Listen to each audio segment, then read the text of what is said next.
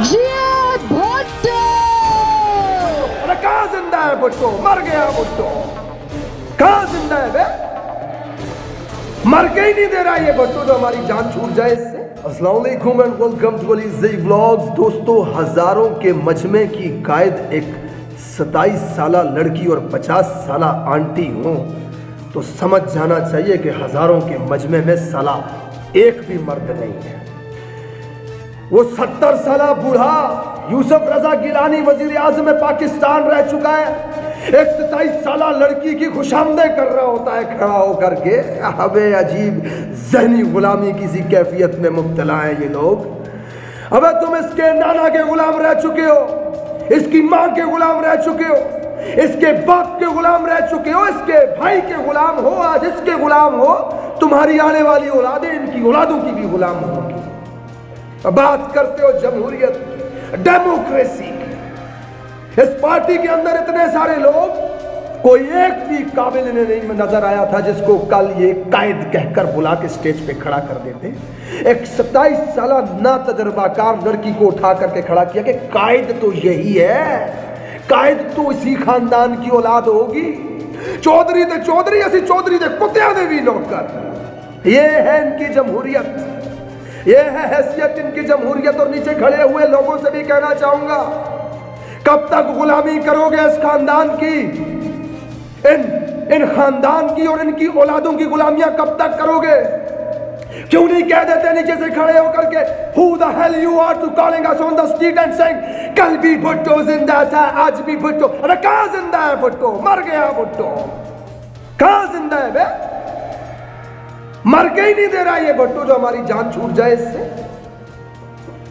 ये जमहूरियत के नाम पर अपने खानदानों को पनपने वाले लोग हैं। अपनी चोरियां बचाने के लिए गरीब मासूम अवाम का इस्तेमाल कर रहे हैं इस वक्त। पाकिस्तानियों, जब से होश संभाला है ये पिपलों के पास है मुल्क, कभी नून लीगियों के पास है। क्या उखाड़ लिया इन्होंने यार, क्या उखाड़ लिया जो फिर से आके कह रहे हैं कि हमें मुल्क दे दो। पहले तुमने क्या कर लिया?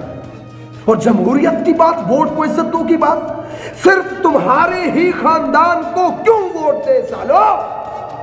क्यों दे तुम्हारे ही खानदान को वोट? आओ यूरोप की मिसाल उठा करके देखो, जहां डेमोक्रेसी है, जहां पे जमहूरियत है, वहां पे वजीर आजम बनने वाले की औलाद क्या कभी दोबारा बनती है वजीर आजम?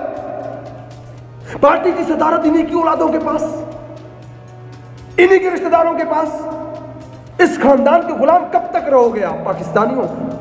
मत दो इमरान खान को वोट नहीं देना। तो जहां पे मेरा इख्तिलाफ होता है मैं बात करता हूं, सरेआम बात करता हूं इमरान खान के खिलाफ। ज़हनी गुलामी से बाहर निकल आओ, ज़हनी गुलामी से बाहर निकल आओ। खुदी की बात करते करते अल्लामा इकबाल कब्र में चले गए। कहां है वो इकबाल का शाहीन? एक 27 साला लड़की क्या तुम्हारी लीडर हो सकती है? ये तुम्हारे ज़मीर ने गवारा कैसे किया? नीचे खड़े होकर के नारे लगाने वालों से सवाल है मेरा कि पहली मर्तबा स्टेज पे आने वाली एक 27 साला लड़की, उसके अंदर क्या क्वालिटी है सिवाय इसके कि वो जरदारी की बेटी है?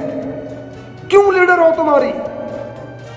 समझ लो इनकी जहनियत को कि तुम सब इनके लिए इस्तेमाल किए जाने, पहरा देने वाले, राखी करने वाले कुत्तों की सी हैसियत रखते हो, इससे ज्यादा और कुछ नहीं। अजीब मिक्स अचार बना हुआ है इस वक्त मुल्क के अंदर। मौलाना साहब सर पे पीली पगड़ी, उनके कारकुनान लंबी लंबी कमीजें, माशाल्लाह बड़ी बड़ी दाढ़ी। मुल्क के अंदर इस्लाम नाफिज करने की बात करने वाले, खिलाफत के कयाम की बात करने वाले उन्हीं के साथ में खड़े हैं जो मेरा जिस्म मेरी मर्जी की बात करते हैं, जो पाकिस्तान को एक लिबरल स्टेट बना रहे हैं पिपलिए। वो भी बीच में खड़ा है जो अटक से आगे के KPK को अफगानिस्तान का हिस्सा कह रहा है।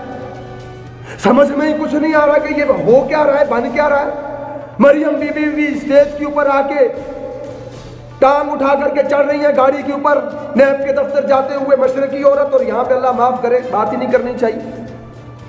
उसकी तो मजबूरी है बेचारी की। बाप और भाई तो इंग्लैंड में बैठे हुए हैं, इतने गट्स नहीं है कि मां के जनाजे के साथ पाकिस्तान आ जाए। हथकड़ी लगने का खौफ है। अरे भाई, मर्दों के लिए बनी है जेल, डरते क्यों हो? हक पे हो तो आओ, लेकिन हक पे हो तो आए ना। अरे जिस कौम में स्कूल बंद होने पर खुशियां मनाई जाए और टिकटॉक जैसा तवाइफ खाना बंद होने पर सोग मनाया जाए, तो उस कौम से फिर यही उम्मीद की जा सकती है।